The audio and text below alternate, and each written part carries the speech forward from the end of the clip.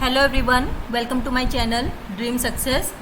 यह वीडियो लेखपाल स्टूडेंट्स के लिए है और इसमें जो हम टॉपिक कवर करेंगे वो जनरल साइंस का भौतिक विज्ञान को कंप्लीट करेंगे। और गाइस, आपको एक ही क्लास में आपकी ये पूरी फिजिक्स यानी भौतिक विज्ञान आज कंप्लीट हो जाएगी। तो अगर आपको ये वीडियो अच्छा लगे तो please subscribe my channel and also like and share this video. और अगर आपको इस वीडियो का PDF चाहिए तो आप अपनी मेल आईडी कमेंट बॉक्स में ड्रॉप कर दीजिएगा, मैं उस पर शेयर कर दूँगी। तो चलिए स्टार्ट करते हैं इस वीडियो को। एक सेकेंड गाइस, जरा मैं पेन सेट कर लूँ।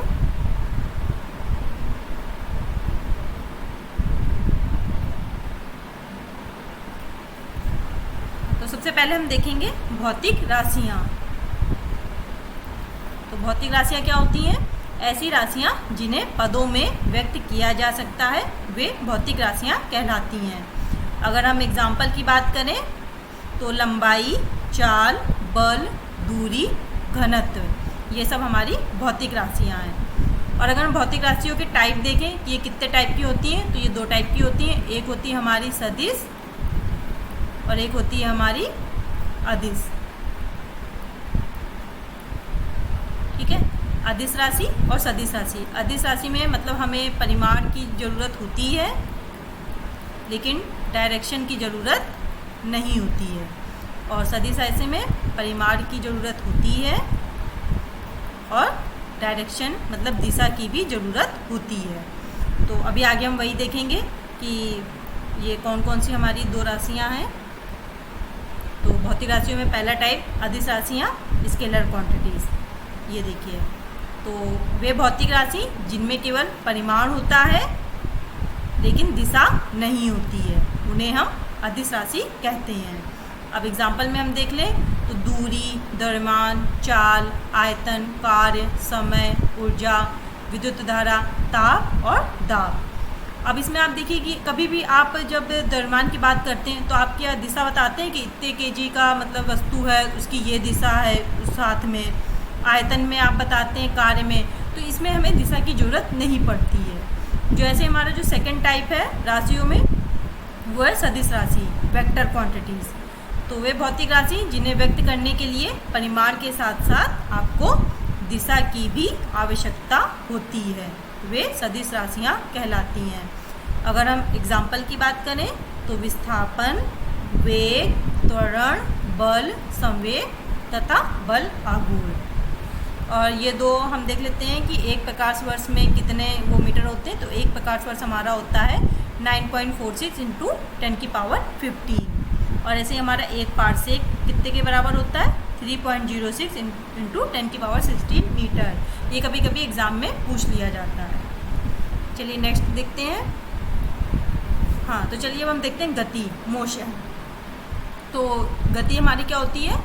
यदि किसी वस्तु की स्थिति किसी स्थिर वस्तु के सापेक्ष एक समान रूप से बदल रही हो तो वह वस्तु गति कहलाती है। तो वह वस्तु की गति कहलाती है। मतलब किसी वस्तु की स्थिति अगर किसी स्थिर वस्तु के सापेक्ष एक समान रूप से बदल रही हो तो वह वस्तु की गति कहलाती है। नेक्स्ट ऐसे हम डेफिनेशन देखें अगर हम डिस्टेंस की, तो डिस्टेंस और एक ये डिस्प्लेसमेंट, इसमें डिफरेंस होता है। तो अभी हम देखते हैं कि क्या डिफरेंस होता है। तो पहले हम डिस्टेंस की अगर हम देखें तो वस्तु द्वारा किसी समय अंतराल में तय किए गए मार्ग की संपूर्ण लंबाई, ये हमारी दूरी कहलाती है। और जो दूरी होती है वह एक अदिश राशि है और यह सदैव धनात्मक होती है। इसी तरह अगर हम डिस्प्लेसमेंट की बात करें तो डिस्प्लेसमेंट होगी वस्तु की अंतिम तथा प्रारंभिक स्थिति के बीच की न्यूनतम दूरी हमारी को हम विस्थापन कहते हैं। और ये जो होता है ये एक सदिश राशि है, जबकि हमारी दूरी देख लीजिए ये एक अदिश थी और ये हमारी एक सदिश है। मतलब इसमें हमें दिशा की ज़रूरत नहीं है, लेकिन सदिश राशि जो हमारी डिस्प्लेसमेंट होगी इसमें दिशा की ज़रूरत होगी। और जो डिस्प्लेसमेंट होता है वो हमारा धनात्मक, ऋणात्मक तथा शून्य कुछ भी हो सकता है।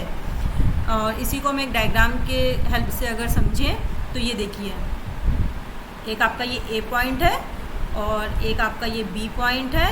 तो आप देखिए ए से बी में शॉर्टेस्ट सबसे मतलब कि छोटा अगर हम छोटा अगर हम बोलें शॉर्ट आपका जो पाथ है वो आप देखिए ये है, ठीक है, ए से बी तक जाने का। तो ये तो हमारा हो गया आपका विस्थापन।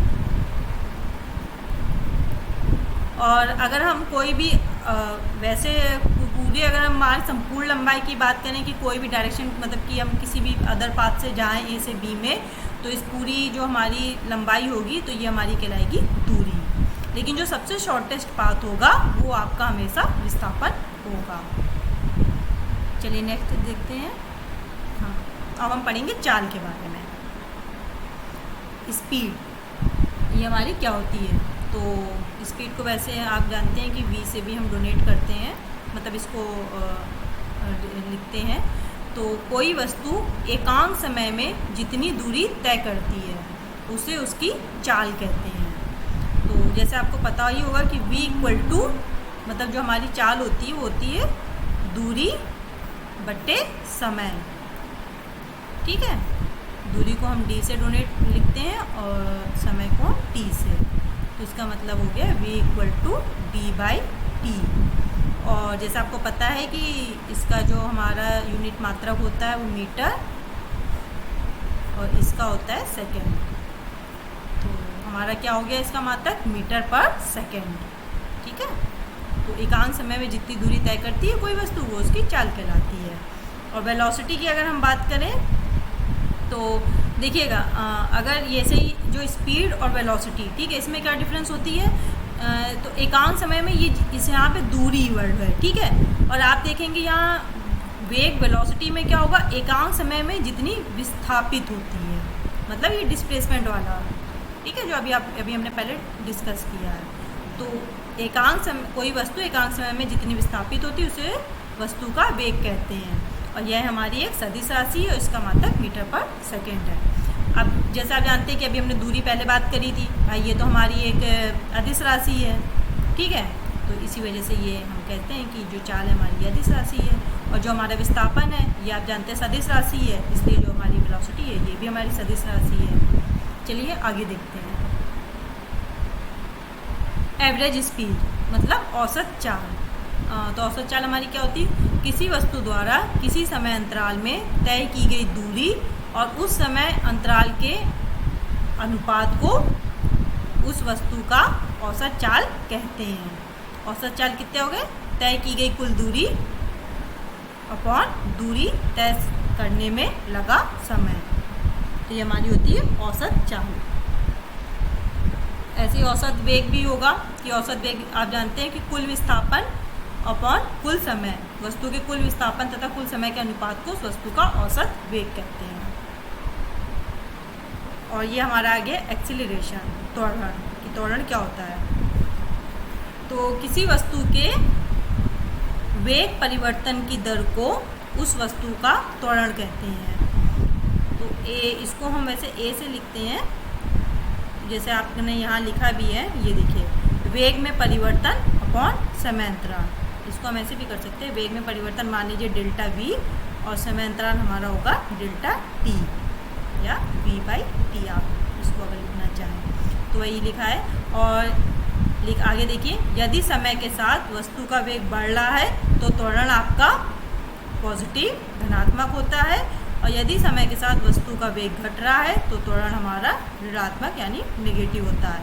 और जो इसे ही हम मंदन यानी रिटार्डेशन भी कहते हैं। तो ये हमारा हो गया त्वरण। आगे अगर हम देखें, हाँ, वृत्तीय गति, सर्कुलर मोशन। कि सर्कुलर मोशन क्या होता है? तो सर्कुलर मोशन तो वैसे आप जानते ही हैं कि एक पथ पे इस तरह से कि एक पथ पे अगर कोई पिंड गति कर रहा है तो उस पे जो भी अभी देखिए हम देखते हैं यहाँ पे, जब कोई वस्तु वृत्तीय पथ पर गति करती है तो उसकी गति वृत्तीय गति कहलाती है। जैसे आपने देखा होगा लट्टू की गति, बचपन में आप लट्टू खेलते होंगे, या झूले की गति, ठीक है। और यदि वस्तु एक समान चाल से गति करती है तो उसकी गति को समरूप या एक समान वृत्तीय गति कहते हैं।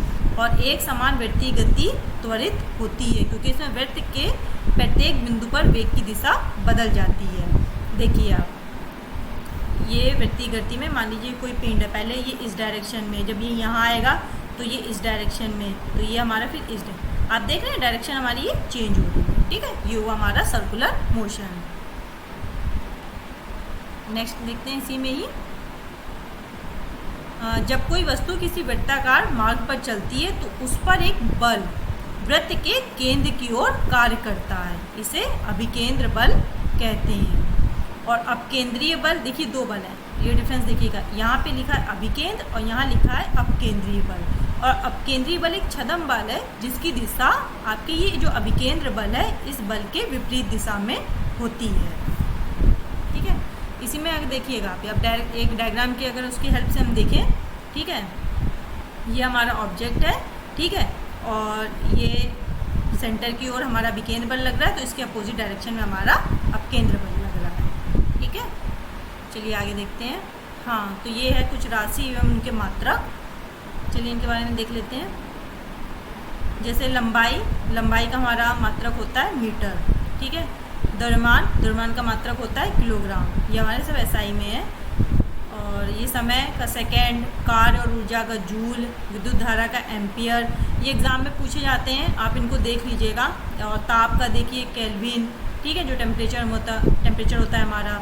ज्योति तीव्रता का कैंडिला, कोण का रेडियन, एंगल मतलब जो एंगल है उसका हमारा रेडियन होता है, ठीक है, ये एग्ज़ाम में पूछा जाता है। त्वरण का अभी हमने बात करी थी, मीटर पर सेकेंड स्क्वायर।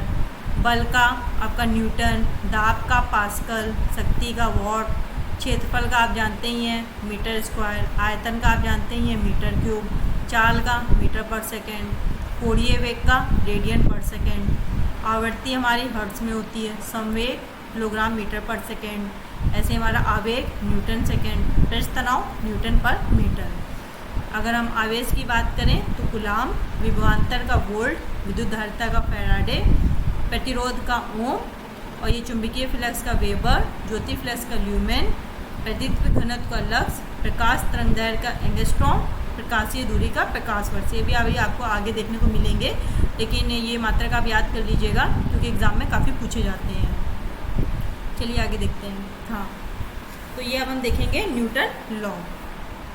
ये न्यूटन के लॉ हैं, न्यूटन के 3 लॉ हैं हमारे। न्यूटन के जो नियम है हमारे 3 हैं, ठीक है। पहला जो प्रथम नियम है उसका देख लेते हैं।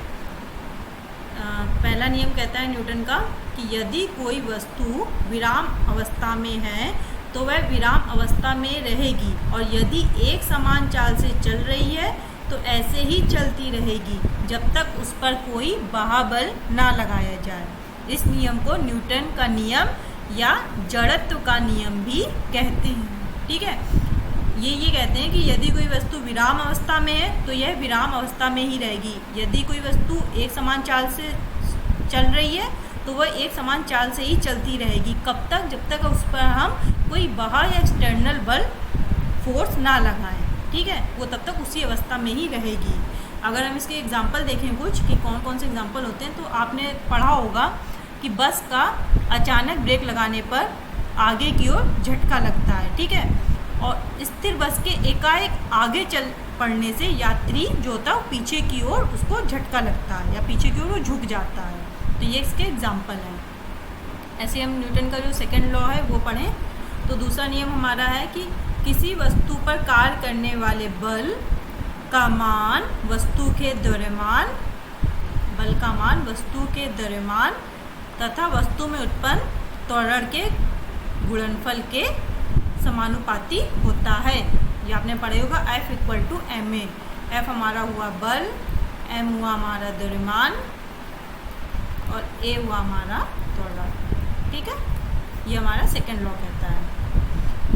ऐसे ही हमारा देखते हैं न्यूटन का थर्ड लॉ क्या कहता है। तृतीय नियम कि प्रत्येक क्रिया के बराबर तथा विपरीत दिशा में एक प्रतिक्रिया होती है। जो तो काफ़ी फेमस है कि प्रत्येक क्रिया के बराबर तथा विपरीत दिशा में एक प्रतिक्रिया होती है। इससे एग्जाम्पल आप देखें तो बंदूक से गोली निकलने पर पीछे को धक्का लगता है।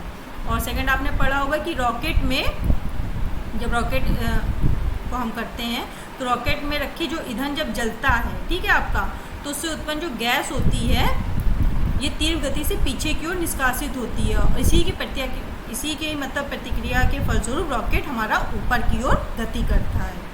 ठीक है, चलिए आगे देखते हैं। हाँ, ये हमारा है गति का समीकरण। नेक्स्ट हम पढ़ेंगे गति का समीकरण या इक्वेशन ऑफ मोशन भी हम इसे कहते हैं। तो इसको अगर हम देखें तो वैसे 3 ये होते हैं हमारे गति के समीकरण, आपने पढ़ रखे होंगे। v = u + at, s = ut + ½ at², और ये सेकेंड है, थर्ड है हमारा 2as = v² - u²। तो अगर हम इसमें u की बात करें तो u हमारा प्रारंभिक वेग है, v हमारा अंतिम वेग है, s हमारा दूरी है, a हमारा त्वरण है, t हमारा समय है। तो ये हमारे 3 नियम हैं गति के, इक्वेशन ऑफ मोशन। ये हमारे गति के 3 समीकरण हैं। ठीक है, इनको आप देख लीजिएगा। चलिए नेक्स्ट देखते हैं संवेग, मोमेंटम क्या होता है। तो वस्तु का संवेग जो होता है वो वस्तु में निहित गति की मात्रा है। नेक्स्ट अगर हम देखें तो किसी गतिमान वस्तु के द्रव्यमान, ठीक है, ये देखिए द्रव्यमान तथा वेग के गुणनफल को उस वस्तु का संवेग कहते हैं। इसको हम P से लिखते हैं, तो P = mv, ये आपने पढ़ा होगा। और संवेग जो होती है हमारी एक सदिश राशि है, और इसका मात्रक देखिए, अब इसका मात्रक कैसे निकालेंगे। ये जो द्रव्यमान है इसका तो हो गया किलोग्राम, और ये जो हमारा वेग है इसका हो गया मीटर/सेकेंड। ठीक है, तो किलोग्राम × मीटर/सेकेंड, ये देखिए ये मात्रक होता है संवेग का। चलिए आगे देखते हैं। ऐसे ही आवेग क्या होता है, जिसे हम इम्पल्स कहते हैं। ठीक है, ये क्या होता है, तो यदि कोई बल किसी वस्तु पर कम समय तक कार्यरत रहे तो बल और समयांतराल के गुणनफल को उस वस्तु का आवेग कहते हैं। ठीक है, F × t के इसके गुणनफल को हम इम्पल्स या आवेग कहते हैं। आवेग का सूत्र ये देखिए, बल × समयांतराल, या फिर आवेग को ही हम संवेग परिवर्तन भी कहते हैं। इसका एग्जाम्पल जैसे आप देखते होंगे कि क्रिकेट खिलाड़ी तेजी से आती हुई गेंद को कैच करते समय अपने हाथों को गेंद के वेग की दिशा में गतिमान करता है ताकि उस पर कम वो उसके हाथ में लग सके। ठीक है, ये हमारा हुआ इम्पल्स। नेक्स्ट देखें घर्षण क्या होता है, फ्रिक्शन। ठीक है, घर्षण आपने देखा होगा कि घर्षण बल एक संपर्क बल है जो हमेशा इसके संपर्क में आई सतहों के बीच गति की विपरीत दिशा में लगता है। और घर्षण का कारण गुरुत्व, विद्युत चुंबकत्व, अणु तथा आवेशित कण है। और घर्षण बल वह विरोधी बल है जो 2 सतहों के बीच में होने वाले आपेक्षिक गति का विरोध करता है। आप देखते हैं गाड़ियों में जो ब्रेक हमारे जब हम लगाते हैं तो गाड़ी हमारी रुकती है, तो वो घर्षण बल ही उसमें वर्क करता है। चलिए नेक्स्ट देखते हैं कार्य, वर्क क्या होता है। ठीक है, तो वर्क जो होता है हमारा W, ठीक है, ये इसको हम W से लिखते हैं। तो कार्य बल तथा बल की दिशा में वस्तु के विस्थापन के गुणनफल के बराबर होता है। ये देखिए W जो होता है ये बल × बल की दिशा में जो भी ये विस्थापन डी हुआ है उसको हम कहते हैं। वर्क हमारा देखिए 3 टाइप से हो सकता है, पॉजिटिव भी हो सकता है, नेगेटिव भी हो सकता है और शून्य भी हो सकता है। ठीक है, अब देखते हैं कि पॉजिटिव, देखिए ये मान लीजिए वस्तु है हमारी, ठीक है, और इस पर आप मानिए कि ये हम कोई इस पर वो लगा रहे हैं फोर्स। ठीक है, तो ये वस्तु इस गति में अगर कुछ विस्थापित हुई, ठीक है, पहले ये यहाँ थी, इसने d डिस्टेंस तय करी और ये हमारा F हमने इस पर फोर्स लगाया, इसमें कुछ थीटा मान लीजिए है, तो इसका हमारा फिर हम क्या करते हैं W = FD, और ये जो थीटा है इस वजह से cos थीटा। अब इसकी देखिएगा, अब ये जो पॉजिटिव नेगेटिव और हम जीरो की बात करें ये सब इस पर डिपेंड करता है। ठीक है, अगर हमारा ये देखिए फोर्स अगर हम इस डायरेक्शन में लगाते हैं, ठीक है, और ये जो अगर इस टाइप से बनता है 180 डिग्री, तो हमारा ये होता है निगेटिव, है ना। ऐसे ही देखिए ये आप इसके में आगे समझेंगे कि पॉजिटिव वर्क डन क्या होता है। यदि बल विस्थापन के समांतर हो तथा कार्य धनात्मक होता है, ठीक है, तो कार्य हमारा धनात्मक होता है। उदाहरण, जब घोड़ा समतल सड़क पर गाड़ी को खींचता है तथा जब कोई वस्तु स्वतंत्र रूप से गुरुत्व के अधीन गिरती है। अब देखिए यहाँ पे नेगेटिव वर्क डन, जब बल विस्थापन के विपरीत हो तथा कार्य तो कार्य हमारा ऋणात्मक होता है। उदाहरण, जब कोई वस्तु एक खुरदरी सतह पर फिसलती है। ठीक है, अभी जैसे यही बताया था हमने कि देखिए जो हमारा फोर्स है, जो भी बल है, अगर विस्थापन की डायरेक्शन में है तो हमारा पॉजिटिव होगा। अगर फोर्स हमारा विस्थापन की उसके डायरेक्शन में अपोजिट में है तो हमारा ये निगेटिव होगा। ठीक है, तो वही ये लिखा है कि विस्थापन के, अगर बल हमारा विस्थापन के विपरीत है तो निगेटिव, अगर बल विस्थापन के समांतर है तो पॉजिटिव। आगे देखिए, ऐसे हमारा जीरो वर्क डन क्या होता है भाई, शून्य का, यदि बल व विस्थापन परस्पर लंबवत होते हैं, लाइक ऐसे देखिए। ठीक है, ये 90 डिग्री का अगर एंगल बन रहा है कि भाई ये हमारा डी, यहाँ पे कुछ मतलब उसने दूरी तय करी और ये हमारा फोर्स है, फोर्स और ये हमारे देखिए परस्पर लंबवत है। ठीक है, तो किया गया कार्य शून्य होता है तथा बल या विस्थापन किसी एक के शून्य होने पर भी कार्य शून्य होता है। उदाहरण, जब कोई वस्तु वृत्त का एक पूरा चक्कर लगाती है। ठीक है, अब ये देखिए ये है, ठीक है, इसने पूरा एक चक्कर लगा लिया, इसका जो हमारा स्टार्ट पॉइंट था और जो फाइनल पॉइंट था, ठीक है, प्रारंभिक बिंदु और अंतिम बिंदु सेम हो गया। तो यहाँ पे हमारा जो कार्य है, मतलब एक तरीके से देखा जाए कि जो हमारा विस्थापन है वो तो शून्य हो गया है। ठीक है, तो यहाँ पे हमारा जो कार्य होगा वो जीरो हो जाएगा। और ऐसे एग्जाम्पल, जब पुलिस सिर पर बोझ लिए समतल प्लेटफॉर्म पर चलता है। ठीक है, ये पुली है, पुली भैया, ठीक है, ये कोई बोझा लिए हैं। ठीक है, तो ये देखिए इनके बीच में भी यही 90 डिग्री का एंगल बनेगा। और एक एग्जांपल ये, तथा जब व्यक्ति अधिक बोझ लिए हुए अपने स्थान से विस्थापित ही नहीं होता है। अब विस्थापन जीरो हो गया तो फोर्स तो ऑब्वियस सी बात है हमारा जीरो हो जाएगा। ठीक है, चलिए नेक्स्ट देखते हैं, शक्ति, पावर क्या होता है। कार्य करने की दर को शक्ति कहते हैं और यह एक अदिश राशि है, इसका मात्रक वॉट है। ठीक है, शक्ति कार्य करने की दर को, कार्य बटे समय, ये हमारी शक्ति है। और 1 वाट पर सेकंड हमारा होता है 1 जूल, 1 वाट घंटा। ठीक है, तो 3600 जूल, और एक अगर किलोवाट घंटा कर दें तो 3.6 × 10⁶ जूल। एक अश्व शक्ति हमारा 746 वाट। इसको याद रखिएगा, ये इंपॉर्टेंट है, ये एग्जाम में पूछा जाता है। ठीक है, एक अश्व शक्ति कितने वाट के बराबर होती है, तो 746 वाट के बराबर। ये इंपॉर्टेंट है काफ़ी। चलिए आगे देखते हैं, ऊर्जा, एनर्जी क्या होती है। तो एनर्जी जो होती है हमारी, किसी वस्तु की कार्य करने की क्षमता को उस वस्तु की ऊर्जा कहते हैं। कि भाई किसी वस्तु में कितने कार्य करने की क्षमता है। ठीक है, इंसान में भी होती है कार्य करने की क्षमता, तो उसे उस वस्तु की ऊर्जा कहते हैं। ऊर्जा एक हमारी अदिश राशि है, इसका मात्रक जूल है। और कार्य द्वारा प्राप्त ऊर्जा यांत्रिक ऊर्जा कहलाती है, जो 2 प्रकार की होती है। एक होती है हमारी गतिज ऊर्जा, एक होती है हमारी स्थितिज ऊर्जा। इसे हम काइनेटिक एनर्जी भी कहते हैं, आपने सुना होगा। ठीक, और स्थितिज ऊर्जा को हम पोटेंशियल एनर्जी भी कहते हैं।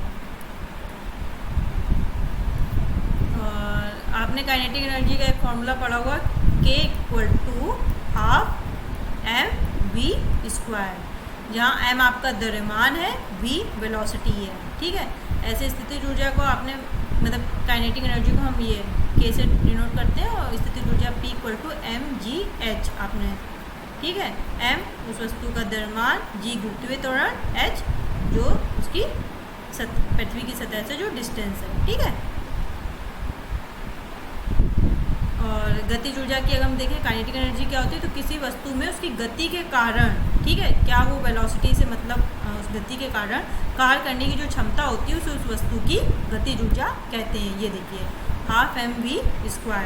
ठीक है, और इसी को जब हमने कन्वर्ट किया तो p²/2m, p = mv जैसे आप जानते हैं। ठीक है, ये तो अगर हम इसको फिर अगर हम v की जगह है p, यहाँ पे अगर देखिए p/m होगा। ठीक है, अब यही हम v इधर रख दें, ये देखिएगा ½ m, और यहाँ v की जगह अगर हम रख दें p/m, इसका स्क्वायर।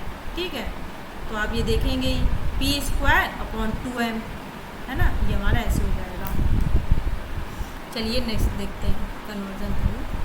अब यहाँ पे देखिए, ये ऊर्जा संरक्षण का सिद्धांत क्या होता है।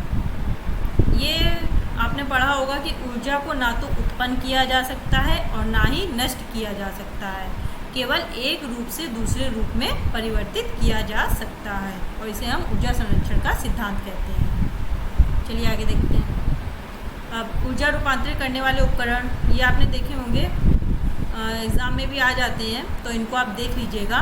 लाइक जैसे डायनमो जो उपकरण है हमारा, वो क्या करता है, ऊर्जा का रूपांतरण किस में करता है, तो यांत्रिक ऊर्जा को विद्युत ऊर्जा में करता है। जैसे हमारी विद्युत मोटर होती है वो विद्युत ऊर्जा को यांत्रिक ऊर्जा में करती है। माइक्रोफोन जो होता है वो ध्वनि ऊर्जा को विद्युत ऊर्जा में करता है, ठीक है। ऐसे लाउड स्पीकर आपने विद्युत ऊर्जा को ध्वनि ऊर्जा में, लास्ट में ध्वनि सुनाई देती है ना। विद्युत बल्ब विद्युत ऊर्जा को प्रकाश व ऊष्मा ऊर्जा में, ठीक है। ऐसे आप ये देख लीजिएगा। चलिए नेक्स्ट देखते हैं, द्रव्यमान ऊर्जा तुल्यता। मतलब इसमें हम जो संबंध है आइंस्टीन के, जो एक आइंस्टीन ने बोला था कि द्रव्यमान तथा ऊर्जा के मध्य एक संबंध स्थापित किया था आइंस्टीन ने, ये E=mc², ठीक है। यहाँ जो c है ये प्रकाश का वेग है। प्रकाश का वेग मतलब होता है 3×10⁸ मीटर/सेकेंड, ठीक है। ये तो आइंस्टीन ने ये हमें संबंध बताया था द्रव्यमान और ऊर्जा के बीच। चलिए नेक्स्ट देखते हैं, गुरुत्वाकर्षण, ग्रेविटेशन क्या होता है, ठीक है। तो गुरुत्वाकर्षण जो होता है वो होता है कि दो पिंडों के बीच एक आकर्षण बल कार्य करता है, जिसे गुरुत्वाकर्षण कहते हैं। तो गुरुत्व वह आकर्षण बल जिसमें पृथ्वी किसी वस्तु को अपने केंद्र की ओर खींचती है। ये भाई देखिए पृथ्वी है, ठीक है, यहाँ कोई वस्तु है, ठीक है। तो ये जो पृथ्वी है ये इस वस्तु को अपनी ओर खींच रही है, ठीक है। इसी के कारण ये यहाँ पे ठहरी हुई है, इसके गुरुत्वीय उसके कारण, ठीक है, गुरुत्व के ही कारण। और गुरुत्वाकर्षण बल को जो निम्न प्रकार से व्यक्त किया जा सकता है, ये देखिए F= ये गुरुत्वाकर्षण बल जो G है, ठीक है, हमारा नियतांक, और यहाँ m जो दो पिंड है, पृथ्वी का द्रव्यमान मान लीजिए, ये वस्तु का जो पिंड है और इनके बीच की जो दूरी है वो r² है। और यहाँ जो G का मान है वो है 6.67 × 10⁻9 -11 न्यूटन मीटर²/किलोग्राम, ठीक है। और ये क्वेश्चन काफ़ी आता है कि चंद्रमा पर जो गुरुत्वीय त्वरण का G का मान होता है वो 1/6 पृथ्वी के गुरुत्वीय त्वरण का, जो पृथ्वी का गुरुत्वीय त्वरण, ये मान लीजिए ये अर्थ के गुरुत्वीय त्वरण का, ये है हमारा मून का, ठीक है। तो जो चंद्रमा पर जो गुरुत्वीय त्वरण G का मान पृथ्वी के गुरुत्वीय त्वरण मान का 1/6 होता है। ये काफ़ी इंपॉर्टेंट है, याद रखिएगा। और ये इसमें और नेक्स्ट अगर हम देखें तो जब लिफ्ट ऊपर की ओर जाती है तो लिफ्ट में स्थित जो पिंड है उसका भार बढ़ा हुआ प्रतीत होता है, ठीक है। और जब लिफ्ट हमारी नीचे की ओर होती है तो लिफ्ट में स्थित पिंड का भार, मतलब अगर इंसान भी है, पिंड की जगह हम इंसान को भी बोलें तो उसका भार घटा हुआ प्रतीत होता है। और जब लिफ्ट एक समान वेग से ऊपर या नीचे गति करती है तो लिफ्ट में स्थित पिंड के भार में कोई परिवर्तन प्रतीत नहीं होता है। चलिए नेक्स्ट देखते हैं कि गुरुत्व के कारण जो त्वरण उत्पन्न होता है उसे गुरुत्व जनित त्वरण कहते हैं, और इसका जो मान होता है वो होता है 9.8 मीटर/सेकेंड²। और पृथ्वी तल से नीचे या ऊपर जाने पर आपका G का मान घटता है। पृथ्वी तल है, यहाँ ऊपर जाएँ चाहे नीचे जाएँ, G का मान आपका घटेगा ही घटेगा। और पृथ्वी के केंद्र पर अगर आप बात करें, पृथ्वी के सेंटर पर G का मान भाई 0 होता है, ठीक है। और अतः किसी वस्तु का भार पृथ्वी के केंद्र पर 0 होता है, लेकिन द्रव्यमान नियत रहता है। द्रव्यमान देखिए एक अलग चीज़ है और आपका जो वस्तु का भार ये एक अलग है, ठीक है। W = वस्तु का भार मतलब mg, ये हम बात करते हैं। द्रव्यमान आखिर आपका द्रव्यमान मान लीजिए 60 किलो है, 40 आप kg के, 50 kg के, तो ये तो आपका नियत रहेगा ना, ठीक है। तो और G का मान पृथ्वी के जो ध्रुव हैं, ठीक है, उत्तर दक्षिणी वाले जो पोल हैं, इन पर मैक्सिमम होता है, और G का मान विषुवत रेखा पर न्यूनतम होता है। ये एग्ज़ाम में पूछा जाता है, ये भी आपका इम्पोर्टेंट है, ठीक है। नेक्स्ट अगर हम बात करें उपग्रह, सैटेलाइट क्या होते हैं, तो किसी ग्रह के चारों ओर परिक्रमा करने वाले पिंड को उस ग्रह का उपग्रह कहते हैं। कोई ग्रह है, ठीक है, उस ग्रह के चारों ओर ये पिंड जो होता है ये परिक्रमा करता है, तो ये इसको हम उपग्रह कहते हैं। अब जैसे चंद्रमा जो है वो पृथ्वी का प्राकृतिक उपग्रह है, और जबकि ये INSAT-B जो है ये पृथ्वी का कृत्रिम उपग्रह है, ठीक है। INSAT-B ये पृथ्वी का कृत्रिम उपग्रह है। चलिए नेक्स्ट देखते हैं, हाँ, ये पलायन वेग क्या होता है, कि आपका एस्केप वेलोसिटी किसको हम कहते हैं। तो एस्केप वेलोसिटी देखिएगा कि पलायन वेग वह न्यूनतम वेग है जिससे किसी पिंड को पृथ्वी की सतह से ऊपर की ओर फेंके जाने पर वह गुरुत्वीय क्षेत्र को पार कर जाता है। भाई देखो, ये पृथ्वी है, ठीक है, पृथ्वी का कुछ गुरुत्वीय क्षेत्र है उसके चारों ओर, और अगर आप ऐसे वेग से किसी वस्तु को ऊपर की ओर फेंकें कि वो इसके गुरुत्वीय क्षेत्र को पार कर जाए, ठीक है, और कभी वापस लौट के ना आए, तो इसको जो कहते हैं ये हमारी स्केप वेलोसिटी होती है कि आप किस वेलोसिटी से फेंक रहे हैं भाई, कि वो पृथ्वी के गुरुत्वीय क्षेत्र को पार कर गया, वापस नहीं आया। और इसका जो मान होता है पृथ्वी तल पर, ये देखिए 11.2 किलोमीटर पर सेकेंड होता है। पलायन वेग कक्षीय वेग का √2 गुना होता है, और चंद्रमा पर पलायन वेग जो होता है वो 2.38 किलोमीटर पर सेकेंड है, जिसके कारण वहाँ वायुमंडल का अभाव है, ठीक है। देखिए चंद्रमा पर इतना ही है, सिर्फ 2 पॉइंट, और पृथ्वी तल पर देखिए इतना है, ठीक है, इसी के कारण वहाँ पे वायुमंडल का अभाव है चंद्रमा पर। आगे देखते हैं तरंग, वेव क्या होती है। अब देखिए तरंग क्या है। तरंग वह विक्षोभ है जो ऊर्जा का एक स्थान से दूसरे स्थान तक संचरण करता है। तरंग हमारी दो प्रकार की होती है, एक होती है यांत्रिक और एक होती है विद्युत चुंबकीय। यांत्रिक में भी दो हमारे टाइप है, एक अनुदैर्ध्य और एक अनुप्रस्थ, ठीक है। नेक्स्ट देखिए, अब जो हमारे अनुदैर्ध्य और अनुप्रस्थ थे यांत्रिक में, उनके में पढ़ लेते हैं। अनुदैर्ध्य मतलब लॉन्गिट्यूडनल, और जो अनुप्रस्थ है वो हमारी ट्रांसवर्स वेव कहते हैं। अनुदैर्ध्य तरंगों की पहले हम देखते हैं कि अनुदैर्ध्य तरंगें क्या होती है, ठीक है। इसके बाद में जब तरंग गति की दिशा माध्यम के कणों के कंपन करने की दिशा के अनुदिश होती है, तो ऐसी तरंग को हम अनुदैर्ध्य तरंग, ध्वनि तरंगे और अनुदैर्ध्य तरंगों की, ये सब मतलब जो हमारे ध्वनि तरंगे अनुदैर्ध्य तरंगों के उदाहरण हैं। अनुप्रस्थ तरंग की अगर हम बात करें, जब तरंग गति की दिशा के माध्यम के कणों के कंपन करने की दिशा के लंबवत होती है, तो इस प्रकार की तरंगों को अनुप्रस्थ तरंगे कहते हैं। और एग्जाम्पल के लिए पानी की सतह पर उत्पन्न तरंगे तथा प्रकाश तरंगे अनुप्रस्थ तरंगे हैं हमारी, ठीक है। ये हमारी टाइप्स ऑफ वेव्स हैं। इसमें अगर हम इनका देखें अनुदैर्ध्य तरंगों का, तो देखिए इसमें जैसे कह रहे हैं कि लॉन्गिट्यूडनल वेव को कहा इसने कि जब तरंग गति की दिशा माध्यम के कणों के कंपन करने की दिशा के अनुदिश या समांतर होती है, ठीक है।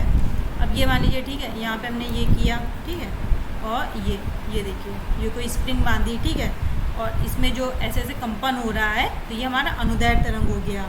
और इसमें क्या कह रहे हैं कि लंबवत दिशा के लंबवत, तरंग की गति की दिशा माध्यम के कणों के कंपन करने की दिशा के लंबवत है, ठीक है। ये मान लीजिए, ठीक है, एक यहाँ सिरे पे हमने बांधा, एक इस सिरे पे बांधा, और ये जो हमारी तरंग है, ठीक है, वेव, ठीक है, ये देखिए ये हमारी ये स्ट्रिंग की वेव है, ठीक है, ये हमारी इसकी ये लंबवत है, ठीक है, ये हमारा अनुप्रस्थ तरंग हो गई। नेक्स्ट देखिए, जो हमारा सेकंड टाइप था विद्युत चुंबकीय तरंग के इलेक्ट्रोमैग्नेटिक वेव्स। ये ऐसी तरंगें होती हैं जिनके संचरण के लिए किसी माध्यम की आवश्यकता नहीं होती है।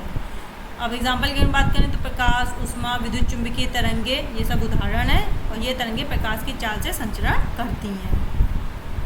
चलिए नेक्स्ट देखें, ध्वनि तरंगे, साउंड वेव्स क्या होती हैं, ठीक है। ध्वनि एक स्थान से दूसरे स्थान तक तरंगों के रूप से गमन करती हैं, और ध्वनि तरंगे अनुदैर्ध्य यांत्रिक तरंगे होती हैं, ठीक है।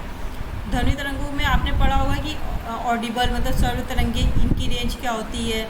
तो जो आपकी ये सर्व तरंगे होती हैं, ये आपकी होती हैं 20 हर्ट्ज से 20,000 हर्ट्ज के, मतलब ये हर्ट्ज जो लिखा है, ठीक है, जो हमारी फ्रीक्वेंसी की ये मात्रक होता है, इसके हर्ट्ज के बीच की आवृत्ति वाले तरंगों को अपसर्व तरंगे कहते हैं। इन तरंगों को हमारा कान सुन सकता है, ठीक है, ये ऑडिबल वेव्स होती हैं।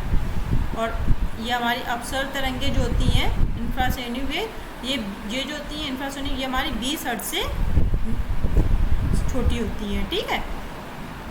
ये हमारी ये जो होती है इंफ्रासोनिक वेव, ये हमारी 20 हर्ट्ज से नीचे की आवृत्ति वाली ध्वनि वाली तरंगों को ये हमारी कहते हैं अपसर्व तरंगे, ठीक है। यहाँ लिख लीजिएगा, ये थोड़ा गलत हो गया है, अपसर्व तरंगे इसे सुन नहीं सकते, ठीक है।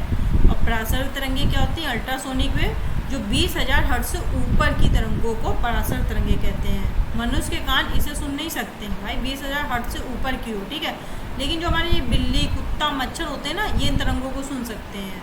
और चमगादड़ इन तरंगों को उत्पन्न भी कर सकता है। इसी तरह आपने एक सोनार वर्ड सुना होगा कि यह एक ऐसी विधि है, सोनार किसे कहते हैं, तो यह एक ऐसी विधि है जिसके द्वारा समुद्र में आपको समुद्र में डूबी हुई, जो मान लीजिए समुद्र में कोई यहाँ डूबी हुई वस्तु है तो इसका पता लगाया जाता है, ठीक है, सोनार के जरिए। और इसके लिए परासर्व तरंगों का प्रयोग किया जाता है। ठीक, चलिए नेक्स्ट देखते हैं।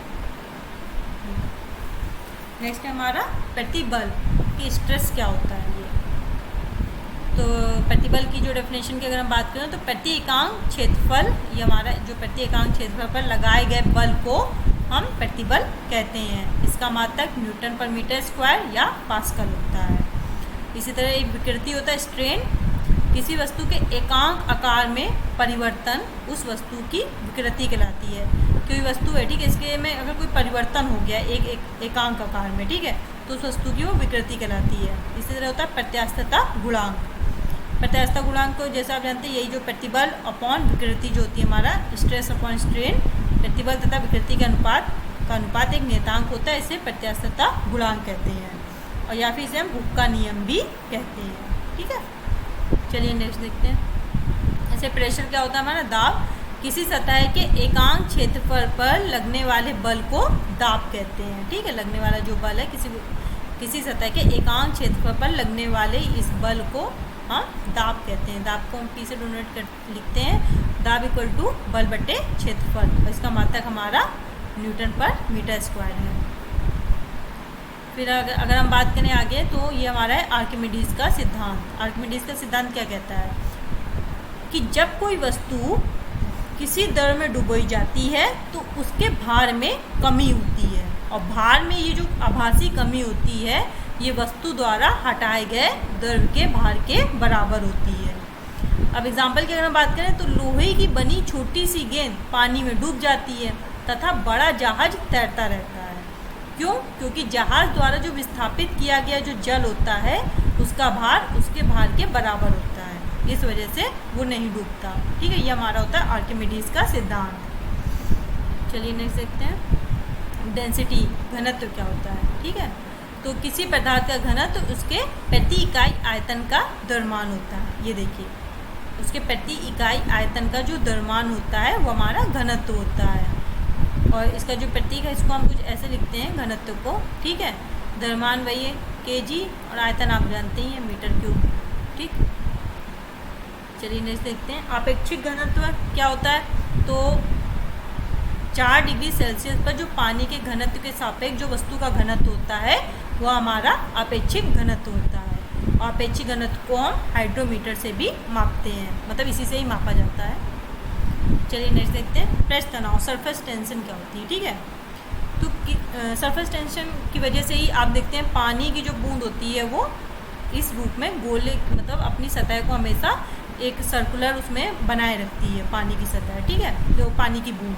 अब देखिए, किसी द्रव्य का वह गुण जिसके कारण द्रव्य की सतह तनी हुई झिल्ली के समान व्यवहार करती है, वह न्यूनतम क्षेत्रफल प्राप्त करने की चेष्टा करती है। ठीक है, पानी बूंद आप देखिए हमेशा जो एग्जाम्पल होता है कि हमेशा अपनी न्यूनतम वो उसको बनाए रखने की हमेशा कोशिश करती है। तो ये हमारा पृष्ठ तनाव कहलाता है, और पृष्ठ तनाव का मात्रक न्यूटन पर मीटर होता है। चलिए आगे देखते हैं। ये कैपिलैरिटी, जो हमारा केशिकत्व होता है, ये क्या होता है। केशिकत्व केश नली में द्रव्य के ऊपर चढ़ने या नीचे दबने की घटना को केशिकत्व कहते हैं।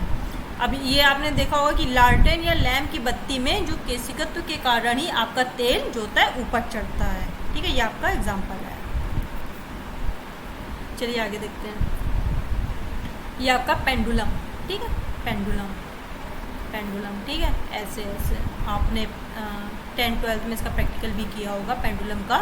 तो डोरी के द्वारा, देखिए ये डोरी है, ठीक है, डोरी के द्वारा दृढ़ आधार से लटका एक गोलक सरल लोलक कहलाता है। सरल लोलक का ये आवर्तकाल T जो होता है आपका 2π/L/G होता है। ये आपका है L, ये लोलक की लंबाई है। ठीक है, ये इसकी लोलक की जो लंबाई है, और लोलक का अधिकतम आवर्तकाल 84.6 मिनट है। चलिए नेक्स्ट देखते हैं ऊष्मा। तो ऊष्मा क्या है, तो ऊष्मा जैसे आप जानते हैं कि ऊष्मा एक ऊर्जा ही है जिससे हम वस्तु की गर्माहट का एहसास होता है। किसी वस्तु में निहित ऊष्मा उस वस्तु के द्रव्यमान पर निर्भर करती है। इसका मात्रक वही कैलोरी, किलो कैलोरी और जूल है, और आप एक कैलोरी में जानते हैं 4.186 जूल होता है। ठीक है, ऊष्मा। और फिर आपका आता है टेम्परेचर। अब टेम्परेचर को क्या इसका बताएं कि भाई किसी वस्तु की गर्माहट तथा ठंडक का मापन। ठीक है, ये हमारा टेम्परेचर है। और मानव शरीर का आप तापमान जानते ही हैं, सामान्य तापमान 37 डिग्री सेल्सियस। फ़ारेनहाइट में पूछा जाए तो 98.4 डिग्री फ़ारेनहाइट। और ये देखिए डिग्री सेल्सियस और फ़ारेनहाइट कब किस वैल्यू पे समान होते हैं, तो ये जो होते हैं ये हमारे -40 डिग्री सेल्सियस पे समान होते हैं। ये काफ़ी इम्पोर्टेंट है, ये वाली लाइन एग्ज़ाम में पूछी जाती है। और ये फॉर्मूला है हमारा कन्वर्जन का कि आप कैसे सेल्सियस को फ़ारेनहाइट में और इसमें केल्विन में कन्वर्ट करेंगे। ये जो मेन फार्मूला ये है C/5 = F-32/9 = K/5। ठीक है, ये आपका मेन फार्मूला। अभी आप इसको और इसको इग्नोर कर दीजिए। ठीक है, ये जो है ये आपका वैसे मेन फार्मूला है। चलिए आगे देखते हैं। विशिष्ट ऊष्मा क्या होती है? Specific heat. तो किसी पदार्थ की विशिष्ट ऊष्मा ऊष्मा की वह मात्रा है जो उस पदार्थ के एकांक द्रव्यमान में एकांक ताप वृद्धि उत्पन्न करती है। इसका मात्रक जूल प्रति किलोग्राम केल्विन होता है। ठीक है, ये आपकी स्पेसिफिक हीट है। गुप्त ऊष्मा की बात करें, लेटेंट हीट, तो नियत ताप पर पदार्थ की अवस्था में परिवर्तन के लिए आवश्यक ऊष्मा की मात्रा को पदार्थ की गुप्त ऊष्मा कहते हैं। इसलिए एक नियत ताप पर अगर आप किसी पदार्थ की अवस्था में परिवर्तन कर रहे हैं, ठीक है, उसके लिए आपको जो ऊष्मा की रिक्वायरमेंट है उसको पदार्थ की गुप्त ऊष्मा कहते हैं। और बर्फ़ की जो गलन गुप्त ऊष्मा है जो उसको गलाने के लिए 80 कैलोरी पर ग्राम होती है। चलिए नेक्स्ट देखते हैं। ये ऊष्मीय संचरण, ट्रांसमिशन ऑफ हीट। तो इसका आप जैसे जानते हैं कि ऊष्मा का एक स्थान से दूसरे स्थान तक जाने को ऊष्मा का संचरण कहते हैं। इसकी 3 विधियां हैं: चालन, संवहन, विकिरण। ठीक है, अब चालन जो होता है ये ठोस में होता है। ठीक, और ये जो संवहन होता है ये गैस और द्रवों में होता है। और ये जो विकिरण होता है ये जो सूर्य से जो ऊष्मा होती है, सूर्य की जो ऊष्मा होती है जो पृथ्वी पर जब पहुंचती है, सूर्य की ऊष्मा जो हमारी जब पृथ्वी पर पहुंचती है तो किसके थ्रू पहुंचती है? विकिरण विधि के द्वारा पहुंचती है। वही 3 पॉइंट यहाँ पे लिखे हैं, देखिए। ठोसों में ऊष्मा का संचरण चालन द्वारा होता है। गैसों तथा द्रवों में ऊष्मा का संचरण संवहन द्वारा होता है। ठीक है, यहाँ चालन यहाँ संवहन। तथा वायुमंडल जो होता है संवहन विधि के द्वारा ही गर्म होता है। और सूर्य से देखिए, सूर्य से जो ऊष्मा आपकी जो पृथ्वी पर संवहन विधि द्वारा पहुँचती है। ठीक है, ये हमारी 3 विधियाँ हैं। नेक्स्ट देखते हैं। प्रकाश। प्रकाश क्या होता है? तो प्रकाश जो होता है वो प्रकाश एक प्रकार की ऊर्जा है जो विद्युत चुंबकीय तरंगों के रूप में संचारित होती है। और प्रकाश एक अनुप्रस्थ तरंग होती है। और प्रकाश के वेग की गणना सबसे पहले रोमर ने की थी। वायु तथा निर्वात में प्रकाश की चाल सबसे अधिक 3 × 10⁸ मीटर/सेकंड होती है। और सूर्य का प्रकाश जो होता है वो पृथ्वी पर 8 मिनट 19 सेकंड में पहुंचता है। ये क्वेश्चन कभी कभी पूछ लिया जाता है कि सूर्य का प्रकाश पृथ्वी पर कितने उसमें टाइम में पहुंचता है, तो 8 मिनट 19 सेकंड। ठीक है, ये हमारा सन है, ये हमारी पृथ्वी है। तो सूर्य का जो प्रकाश पहुंच रहा है कितनी देर में पहुंच रहा है? 8 मिनट 19 सेकंड। चंद्रमा से परावर्तित प्रकाश को पृथ्वी तक आने में 1.28 सेकंड का समय लगता है। चलिए आगे देखते हैं। हाँ, रिफ्लेक्शन ऑफ लाइट। ठीक है, इसके बारे में ज़रा देख लेते हैं, फिर हम इस डायग्राम को समझेंगे। प्रकाश का परावर्तन क्या होता है? तो प्रकाश के चिकने पृष्ठ से टकराकर वापस आने की घटना को प्रकाश का परावर्तन कहते हैं। अब ये देखिए, आपतित किरण आपतन बिंदु पर अभिलंब तथा परावर्तित किरण एक ही तल में होते हैं। अभी हम ये डायग्राम से समझेंगे कि आपतित किरण क्या होती है, आपतन बिंदु क्या होते हैं, अभिलंब क्या होता है, ये आपकी परावर्तित किरण क्या होती है। ठीक है, और ये एक आपने लिखा है कि आपतन कोण सदैव परावर्तन कोण के बराबर होता है। ये लाइन लिखी कि आपतन कोण इसके बराबर होता है परावर्तन कोण। अभी ये तो आपका खैर डेफिनेशन के उस पर लिखा है। अब चलिए हम इसको थोड़ा डायग्राम से समझते हैं कि है क्या। अब ये देखिए, ये प्रकाश की लाइट है, ठीक है। ये हमारी आपतित किरण है, एक ये किरण है, ठीक है। ये इस पे जो बिंदु है ये हमारा हुआ आपतन बिंदु, ठीक है। और यहाँ से ये इस डायरेक्शन में गई, ठीक है। तो ये हो गई हमारी परावर्तित किरण, और इसके जो ये अभिलंब, ये हमारा अभिलंब हो गया, ठीक है। तो आपतित किरण और अभिलंब के बीच जो कोण बना ये आई, ये हमारा हो गया आपतन कोण। और परावर्तित किरण जो अभिलंब के बीच में ये जो कोण बन रहा है ये आर, ये हमारा हो गया परावर्तन कोण। तो अगर हम रिलेशन देखें वैसे कि I = R, जिससे पहले हमने लिखा था कि आपतन कोण परावर्तन कोण के बराबर होता है, ठीक है। चलिए नेक्स्ट देखते हैं, गोलीय दर्पण स्फेरिकल मिरर क्या होते हैं। तो गोलीय दर्पण हमारे दो प्रकार के होते हैं, एक होता है अवतल दर्पण, एक होता है उत्तल दर्पण, ठीक है। तो अवतल दर्पण की बात करें तो ये देखिए, ये हमारा अवतल दर्पण है ये, ठीक है। इस पर अगर हम ये देखिए, ये तो हमारी कलई वाली सतह हो गई, ठीक है। और अगर इसकी बात करें तो ये हमारा ये मुख्य अक्ष है, ठीक है। ये वक्रता केंद्र है हमारा, ठीक है। ये वक्रता केंद्र से ये जो P हमारी ध्रुव है इसके बीच की दूरी जो R है ये वक्रता त्रिज्या कहलाती है, ठीक। ऐसे ही ये हमारा उत्तल दर्पण है ये वाला, ठीक है।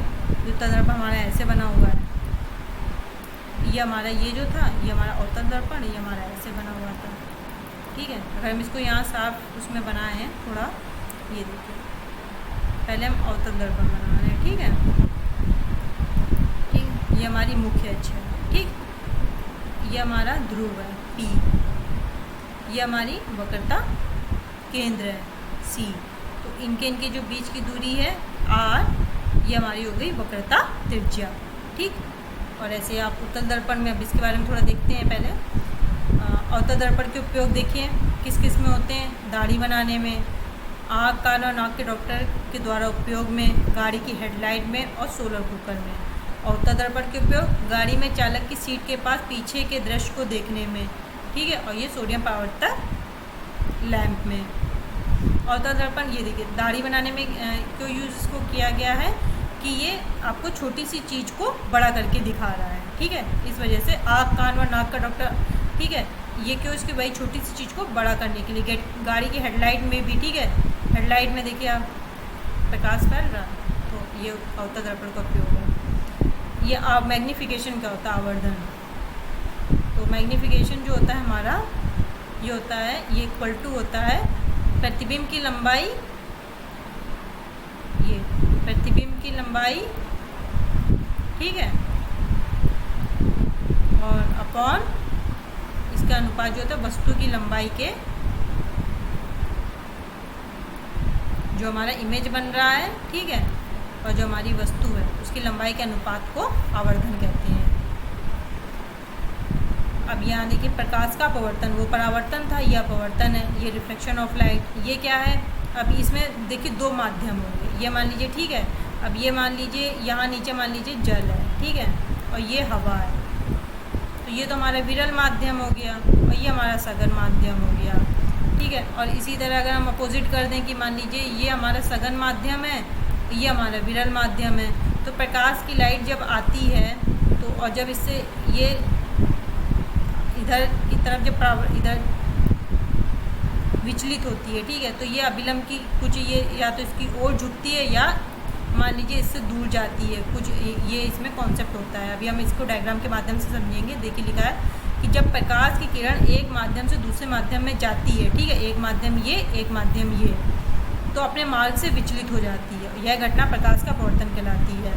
और लाल रंग का अपवर्तनांक सबसे कम तथा बैंगनी रंग का अपवर्तनांक सबसे अधिक होता है। ये इंपॉर्टेंट क्वेश्चन है, याद रखिएगा इसको। अगर हम डायग्राम के देखें माध्यम से समझे, ये हमारा विरल माध्यम है, ये हमारा सघन माध्यम है, ठीक है। सघन में मान लीजिए हम कुछ जल या द्रव मान लेते हैं, ठीक है, और यहाँ वायु मान लीजिए विरल माध्यम, ठीक।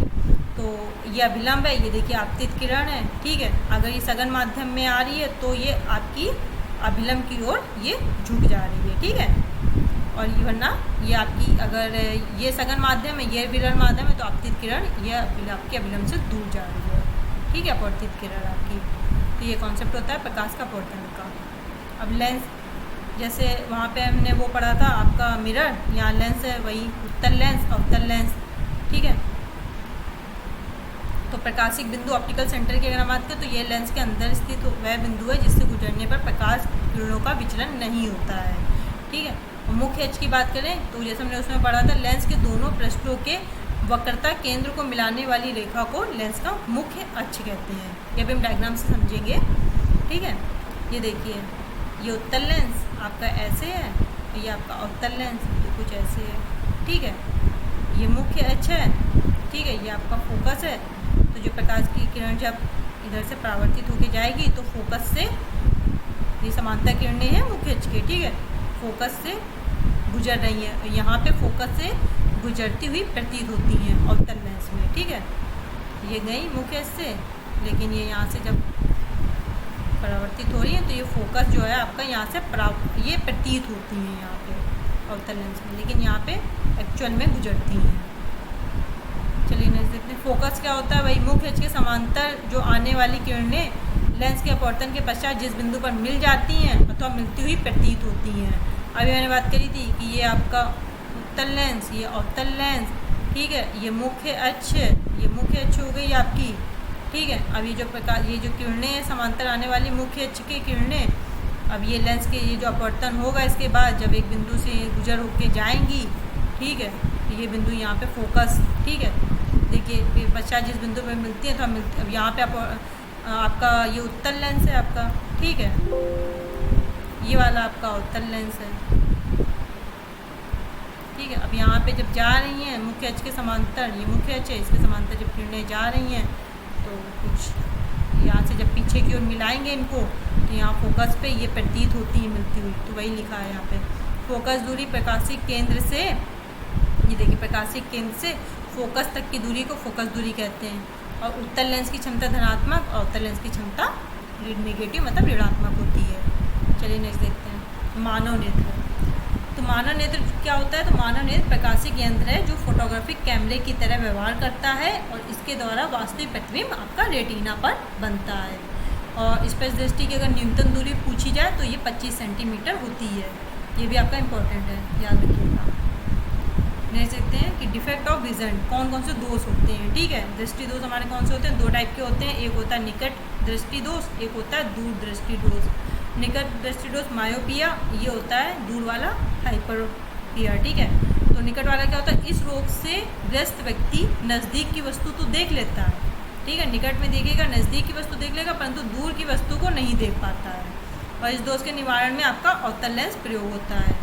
ऐसे दूर दृष्टि दोष में इस रोग से ग्रस्त व्यक्ति निकट की वस्तु को नहीं देख पाएगा, लेकिन इस दोष के निवारण के लिए आपको अवतल लेंस का प्रयोग होता है। लेकिन इसमें दूर की मतलब वस्तु देख लेगा, निकट की वस्तु को नहीं देख पाएगा, ठीक। हाँ, अब आता है आपका ये आवेश की चार्ज क्या होता है। तो आवेश आपको बताइए कि पदार्थों को परस्पर रगड़ने पर उसमें जो आवेश की मात्रा संचित होती है उसे स्थिर विद्युत आवेश कहते हैं। और ये बेंजामिन फ्रैंकलिन ने दो प्रकार के आवेशों का, एक सेकेंड गाइस, मेरा पेन वर्क नहीं कर रहा।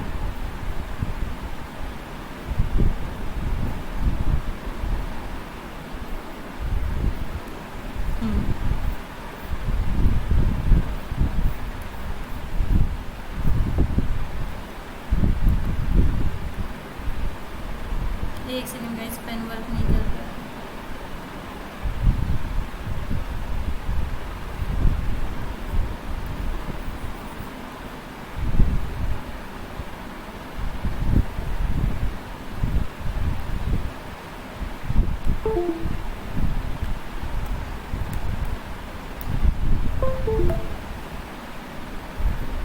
हाँ चलिए वर्क करने लगा, सॉरी ज़रा पेन वर्क नहीं कर रहा था, मैं फिर से इसको चला लेती हूँ।